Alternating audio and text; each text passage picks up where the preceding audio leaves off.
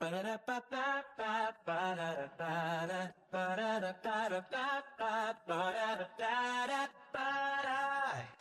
it up, don't crash today. Wi-Fi's moody, that's okay. Coffee's loading, brain's still light. Kali's logged in, Techie's tagged. We're logging in with Kali and Techie. Kali bringing culture. Techie talks Techie.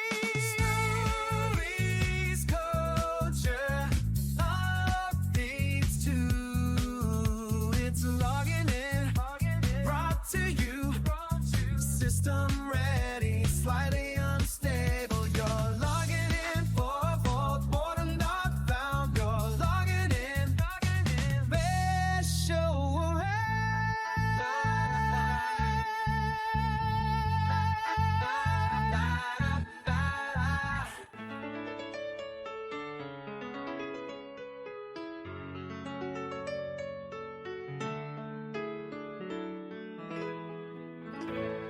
It's another episode of Log It In, and we're going to just, looking at the numbers of the analytics, it sounds like you guys like when we do a shorter show.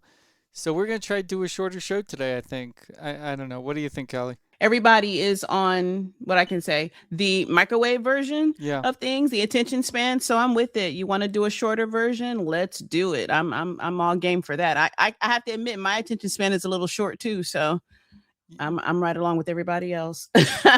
Because check this out. Even when I'm listening to videos, I always speed up the playback speed. That's funny.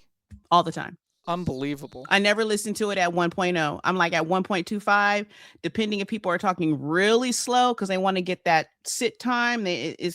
I'm listening to them at 1.5. Like, it does not take that long to such and you know what I'm saying? Like, come on, talk regular. Yeah. So yeah. All right, so let's just do this. I'm just going to jump in with a story that my wife ended up sending me about security cameras are feeling spectacularly a common sense from the Wall Street Journal. Essentially what they're saying is that these security cameras that are using AI technology is having a very terrible time when it comes to basically understanding what's going on. So, for example, if there was on, they said Wyze, W-Y-Z-E, on their camera, it had a lot of trouble because essentially when it had a car with their red lights on, it was basically reporting a large fire is burning in the yard with flames reaching high into the sky as a dark SUV is parked in the driveway. What? Yeah. Seriously? Yeah. Oh, wow. Yep. And then a white pickup truck ended up causing, with their lights on, ended up causing this warning from the AI. A tornado is visible in the distance with a white pickup truck parked in the foreground. What is it? From a fire to a tornado? Right. Just a tornado. Just essentially from somebody's car just being on. Yeah. A tornado? Yeah. Oh, wow. Okay, and then if we look at Amazon in its AI trial, there was a report one day of a dark-colored bear that was walking on the paved area. It wasn't a bear, it was a cat. Oh my gosh. Yeah. They called a cat a bear? Yep. I cannot. Yep. I can't. Yep. Oh my goodness. Yep. Oh my goodness. A cat is a bear? Yep. A bear though. And not a pig. Nope. So a customer of Blink, which is another one of these doorbell systems with AI in it, decided that they wanted to see if something actually horrific happened, what would be described. So they put on a horror movie mask and stood in front of the camera. Okay. And the resulting alert had no concern about a menacing person in front of the door. Instead, it just reported... Oh, you got to be kidding me. It just reported, there's a person, they're standing on the porch and looking around, which is accurate. A person. But it did not identify that it is a person that doesn't necessarily look like a person. They've got the best intentions right now. Oh my gosh. No warning, like, hey, there's just a person, but you describe a cat as a bear and you describe a white truck as a tornado. Yep. And you're describing a fire. Wow. Yeah. What's the talks on that? Yeah, we're cooked. Are the companies replying, or what are they saying? No, nothing. Just nothing. Just nothing yet. Just leave it as is, and that's it. That's what we want to at least start our day off. So here, I've got a bunch of your stories. So let's just see if we can just kind of go through with this. We're always talking about MrBeast, former employee SA harassment suit. I actually know about this one, but I want to hear your take.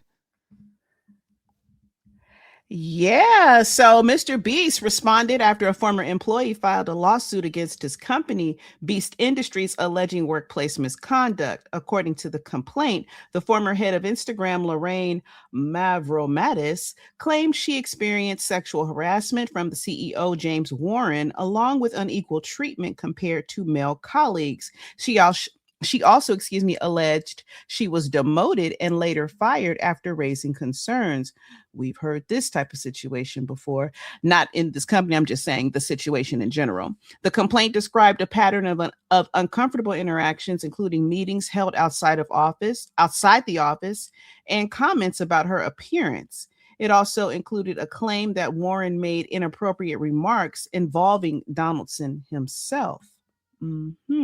It goes on to say, in response, a spokesperson for Beast Industries denied the allegations, calling them fabricated and stating the lawsuit was intended to generate headlines.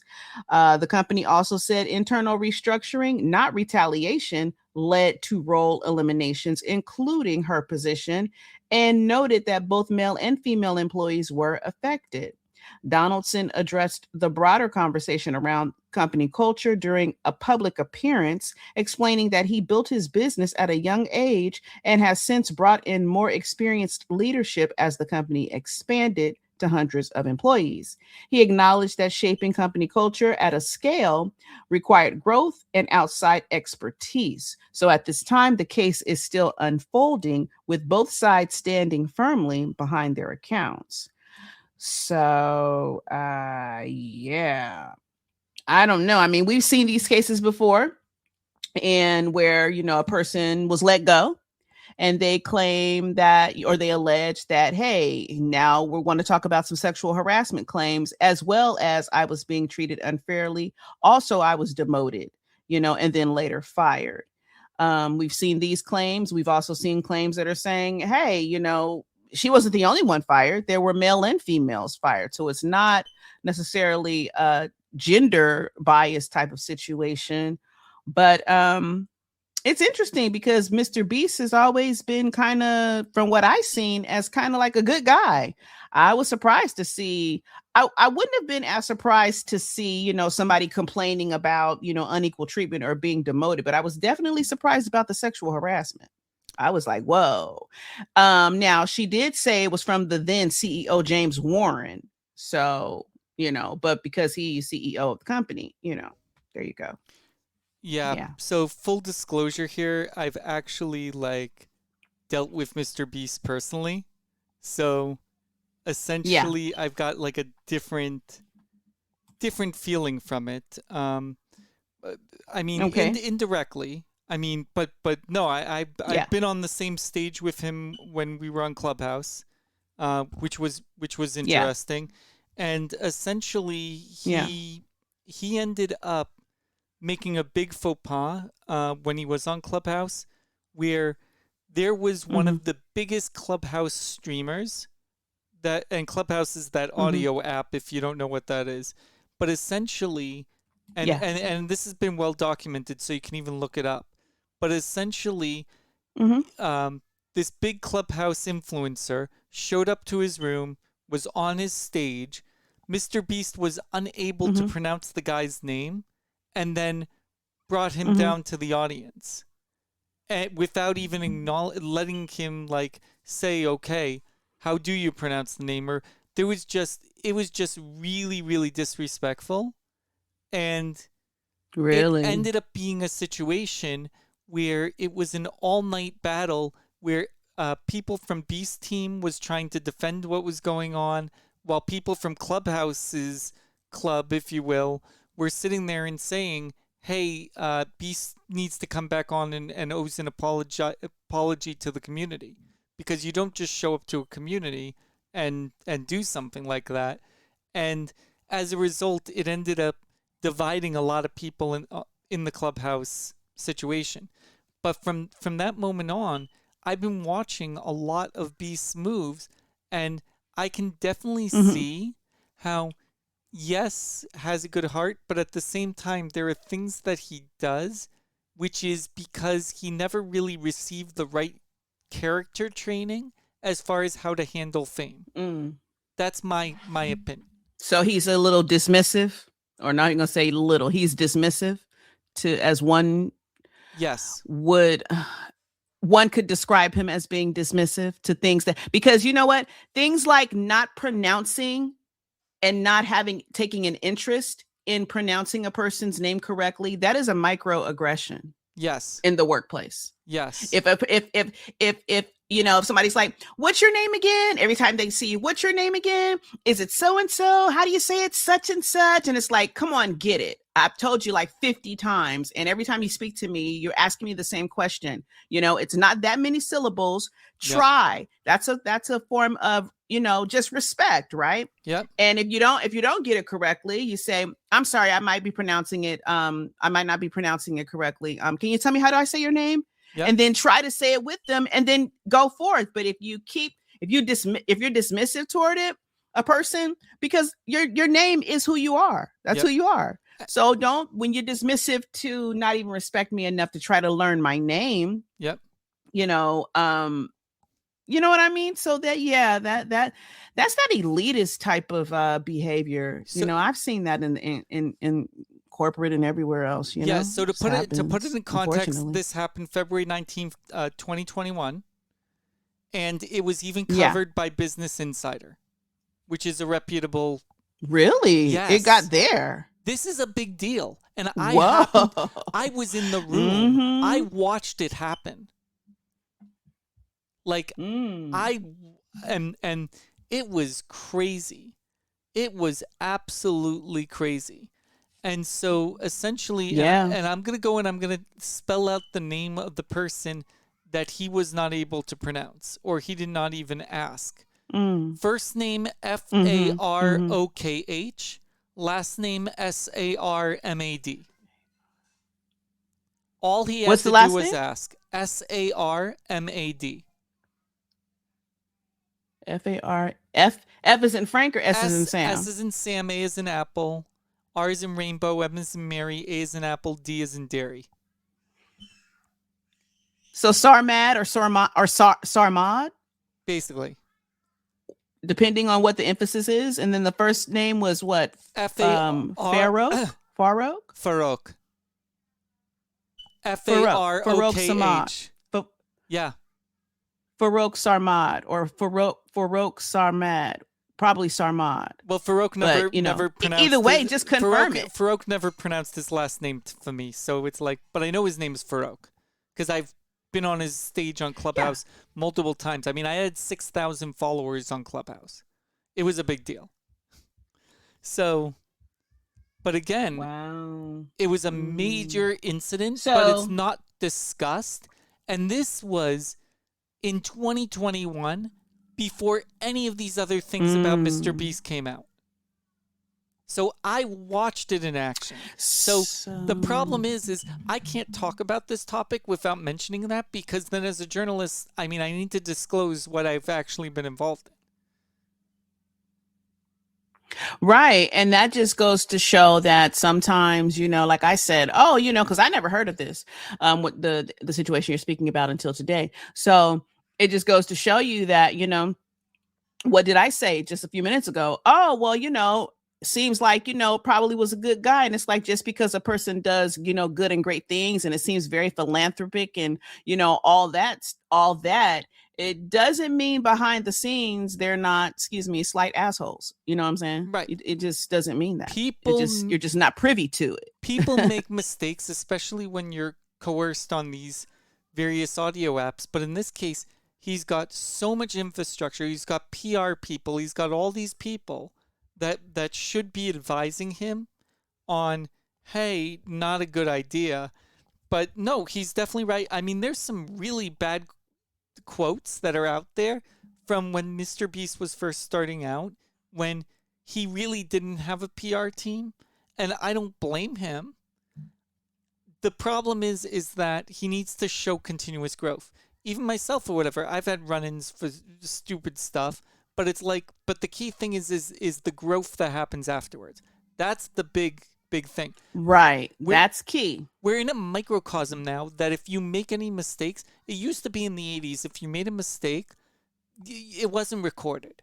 It wasn't carrying around with you everywhere. So you were allowed to make your mistakes, so that way, when other humans met you as an adult, they didn't need to know what happened to you in elementary school and high school. All they care about is, what are you providing with me now? But we're in a situation where MrBeast is not benefiting, because there is plenty of footage out there of, you can watch the progression of how he ended up where he is right now. And even the fact that he is really into things like, I don't even remember what that show is on Netflix that every, Squid Game. I was about to call it Sushi Game, but that's not the right one. Yeah. No, yeah. but he loves that stuff. So, well, you know what?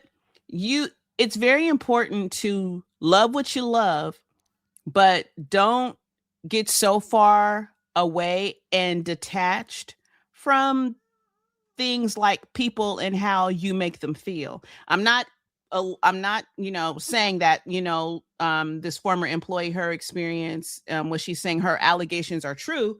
All I'm saying is it's important to pay attention to, if you've already been called out as a company, and it's reached, credible sources like Business Insider, people got their eyes on you. So it's important, take some type of business etiquette training, business sensitivity training, something, because you have employees and you have, a large platform, a serious business. This is not, a flea market type business. This is a real business, a reputable name. So all of those things are important, because she has a few different claims. And if those things, we've seen these things before where companies have kind of brushed stuff under and hope it goes away, or, they're just complaining, and, and people don't go away. They don't go away. So it'll be interesting to see how this turns out, since the story is still unfolding. All I got to say is that he had a warning shot in 2021. Did he take the warning? No. And that's the problem. So as a result, as we approach 2026, 2027, essentially, it's essentially like 2023, 2024, a lot of these stories should have been squashed, because he got a kick in the pants in 2021 with Farouk. What he didn't realize is that guy, being a major influence on Clubhouse, has access to a lot of reporters and was able to get this story spread all over the place about MrBeast. Especially. Go ahead. No. Go ahead. Finish your point. No, I want to hear the especially. I want to hear the especially. I like it.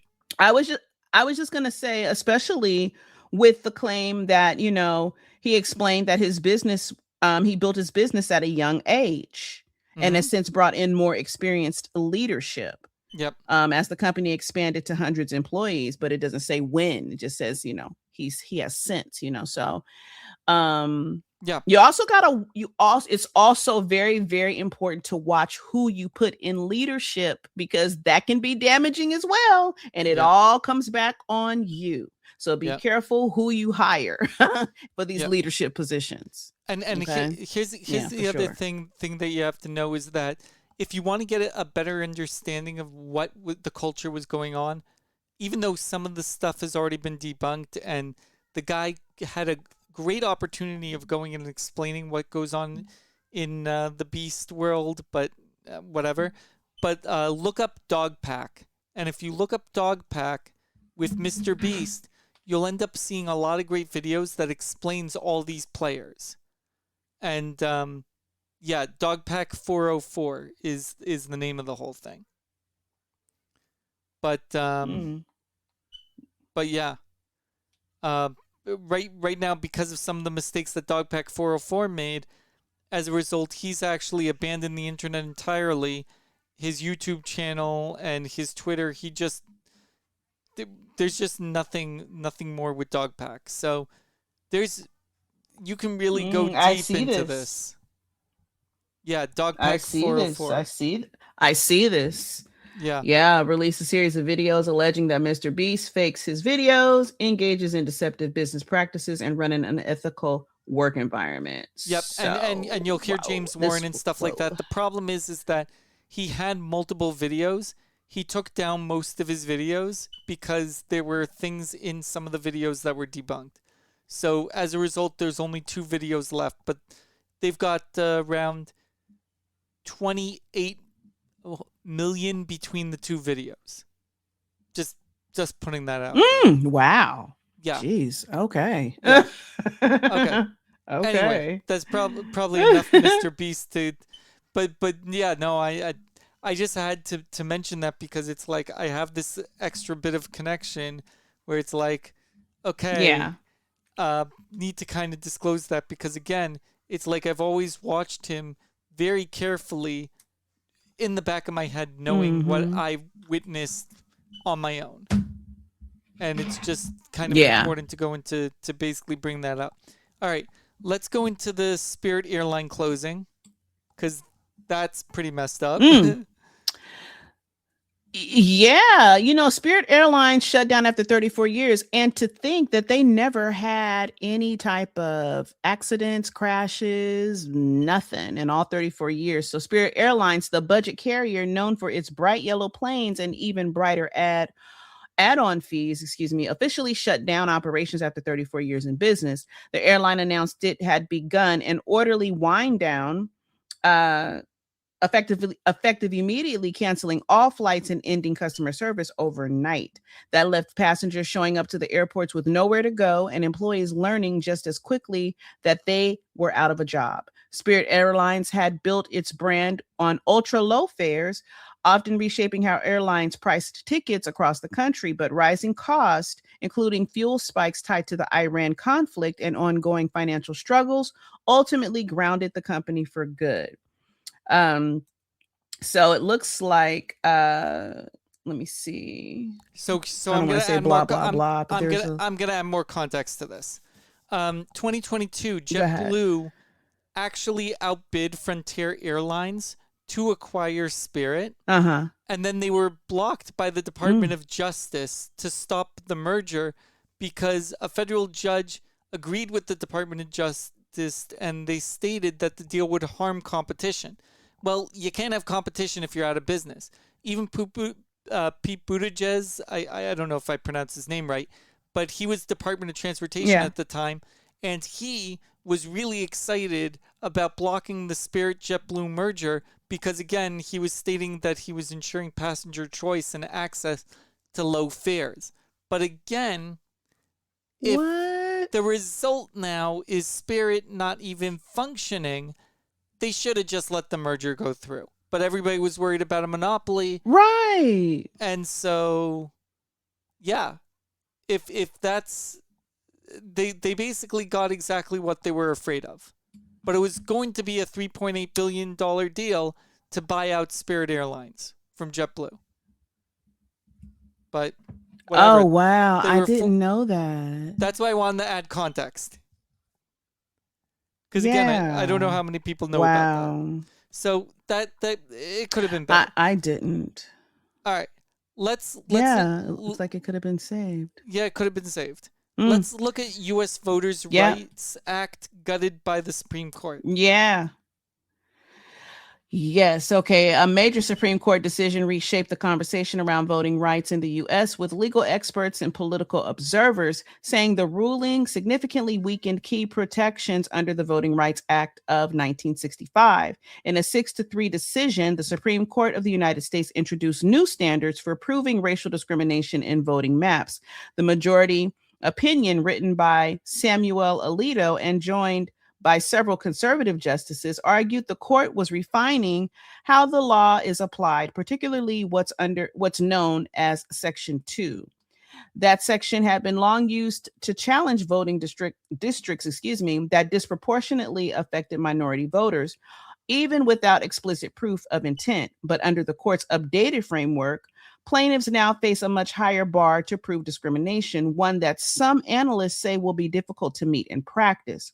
This decision builds on earlier rulings, including Shelby County versus Holder, which had already removed federal oversight requirements for certain states with histories of voting discrimination. Now, the broader impact could play out over time. With redistricting, battles in several states may shift. And both parties are already preparing for how the new legal landscape could affect future elections, particularly in the South. Supporters of this ruling say it limits federal overreach and ensures race is not overly prioritized in map drawing. Critics argue, though, that it could reduce the ability of minority voters to challenge unfair districting practices. Okay, so one of the bigger pictures that I recognize with this is when states decide that they want to start redrawing their maps. Say, for instance, if there were maybe in one district, there were 15 blacks and 6 whites for a district. Well, with this new updated framework, if states decide they want to start redrawing their districts, they can make it to where it's 16 whites and 2 blacks.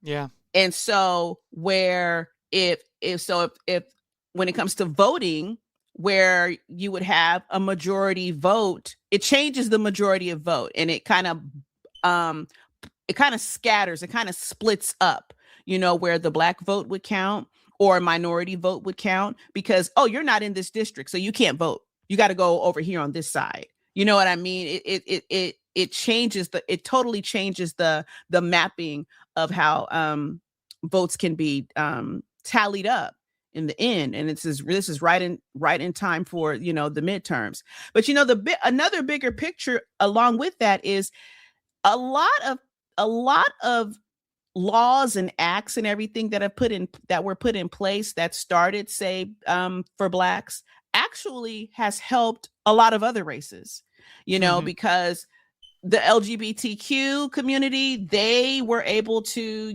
fall back on the Civil Rights Act. Well, that was started because of blacks, so a lot of these minority groups, women, gender, it can impact more than what is showing right now on the front in the long run. It can really have a greater impact. Because if people say, okay, well, it's not necessarily racial discrimination, but it could be gender, it could be classification, who knows? You know what I mean? And this is something that has been in place since 1965. So why now? It's terrible. It's terrible. This is what the whole march was for, with Martin Luther King. At that time, it was for the voting rights, and Section 2 was created, and they just gutted it. So it's really quite disturbing. Well, that's a great note to end the show with. Maybe next week we'll talk about the 2027 new cars monitoring you inside your car. That is horrific. It's going from one thing to the next. I can't wait to get into that. I'm logging out. I'm logging out. We'll talk about that next week. I'm done.